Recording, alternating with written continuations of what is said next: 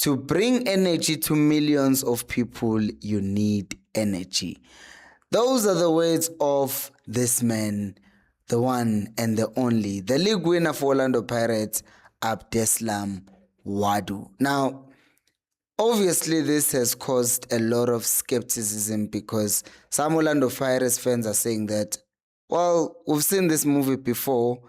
Is it now happening again with Abdeslam Wadu? So in this video, we're going to look at these comments and look at the validity of the statement and what it means for Orlando Pirates.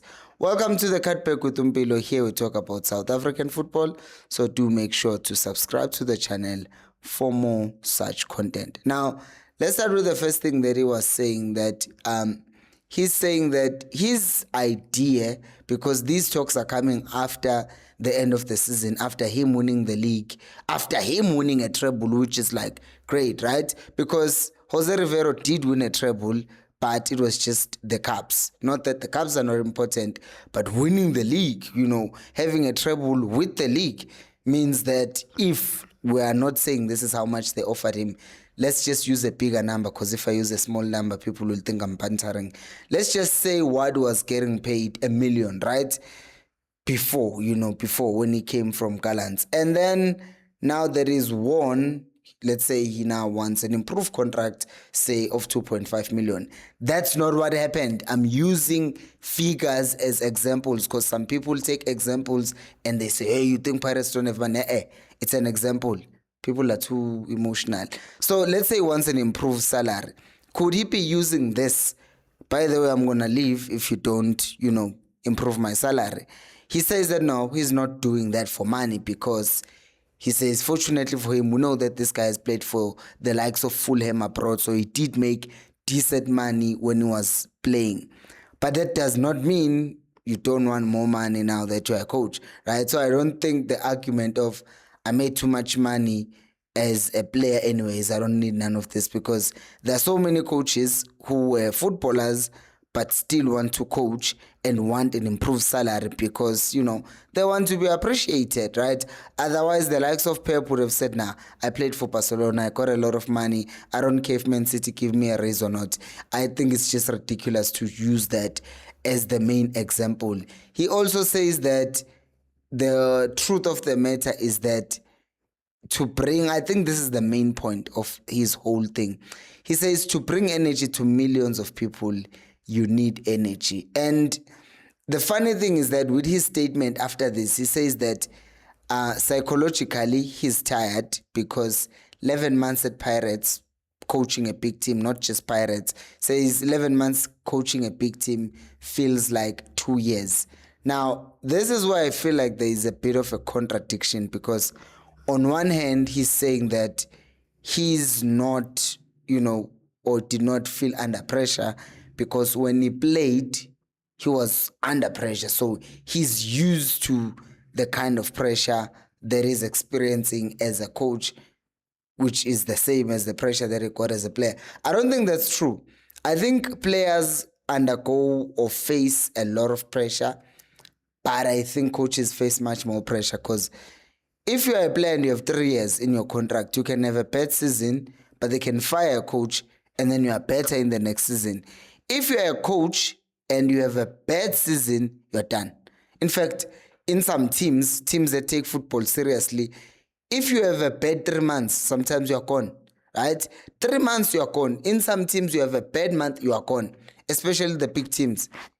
So for him to just make it seem like the pressure at Pirates is nothing, because the pressure at Pirates is a lot. I'm not gonna lie to you. Like, you are Pirates fans, most people who are watching this video are Pirates fans. They know this. There is no way that, in fact, after the 2 games, I remember this, I was still going to stadiums at the time, and I remember interviewing someone, and I was like, oh yeah, what did you think of the game? And it was like, well, I don't know how we ended up talking about Pirates, because we're talking about Chiefs. It was like, don't talk about Pirates because there's no point. And then that was just the biggest joke. I laughed because I was like, oh, Pirates have no point after playing 2 games and they ended up winning the league. But that's not the point. The point is, at that moment, people were hurling all sorts of insults towards Wadu. Oh, this giraffe is not doing, why is he changing so many things? He doesn't know anything about Pirates. He should go to Coach Galanzi. He's arrogant. Why is he changing everything? And at the time, you'll remember, he was playing Abomariko, he was playing Radio Pan as a striker. It was just a lot of changes. And then he lost to Sekhukhune. I forgot who else he lost against in the first 2 games. And then after that, kind of brought back Abombata, kind of brought back more players from the previous season. And then the ship then stabilized again. And then Pirates started going on this crazy run that they went on, which helped them win the league. But I think that pressure at that moment was a lot. But on top of that, there was pressure towards the end of the season. Sundowns are dropping points. Are Pirates going to capitalize? And then whenever he introduces a player like Slepe, why is he bringing on Slepe? Why is he bringing on kids? We're trying to win a league here. So every small decision that you make as a coach, you play Hoto today, but never performed in the previous game. You start playing Sibelebele at right back, this coach is wasting a winger. He's playing him in right back. Umremi, he did not play well in the previous game. Play Sibelebele as a winger. He comes in the following game, he plays Rele as a winger again. Why is Rele playing as a winger? He did well as a 10. He plays as a 10. Yeah, but if you play Rele as a 10, sometimes there's always someone saying something. That's the point that I'm making about everything, about every player. Mabasa goes, why is Mabasa leaving? Mbutuma starts, why is Mbutuma starting ahead of Mahopa? Mahopa starts, but Mahopa, oh no.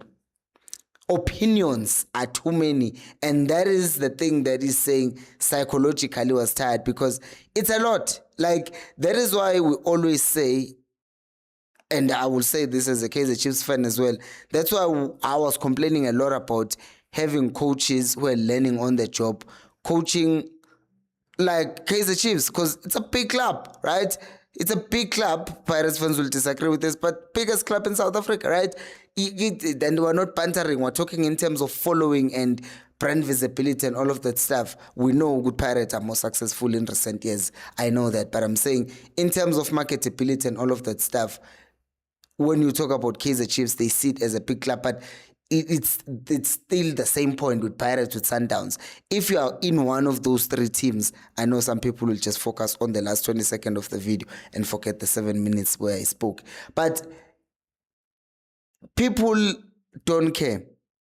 One mistake by Wadu, he draws against Richards Bay, he must go. He's been useless the whole season. He performs well, sometimes credit goes to players. He doesn't perform, he gets the blame. But then there's obviously this other argument that some people will make. Nah, he's just pulling a Jose Rivero on Pirates again.